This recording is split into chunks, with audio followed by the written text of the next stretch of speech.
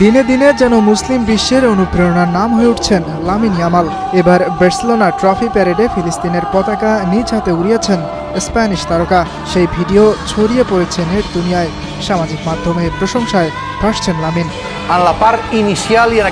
এর আগেও স্পেন ও মরক্কোর একটি ম্যাচে দর্শকরা মাঠে ইসলাম বিদ্বেষী স্লোগান দিয়েছিল, যা সহ্য করতে পারেননি লামিন। ম্যাচ শেষে করেছেন প্রতিবাদ। রবিবার রিয়াল মাদ্রিদকে 2-0 গোলে হারিয়ে চলতি মৌসুমের লা লিগার শিরোপা নিশ্চিত করে বার্সেলোনা। 29তম লিগ শিরোপা জয়ে বার্সেলোনা শহরে ভক্তদের সঙ্গে উদযাপনে মেতেছেন রাফিনিয়া ইয়ামালরা। স্প্যানিশ সংবাদ মাধ্যমগুলোর তথ্য মতে শিরোপা উৎসবে প্রায় 7,50,000-এর বেশি মানুষ অংশ নিয়েছে। ছাদখোলা বাসে করে বার্সেলোনার বিভিন্ন সড়ক প্রদক্ষিণ করে ফুটবলাররা। শুধু ফিলিস্তিনের পতাকা হাতেই নয়, লামিনের আরও একটি ভিডিও সামাজিক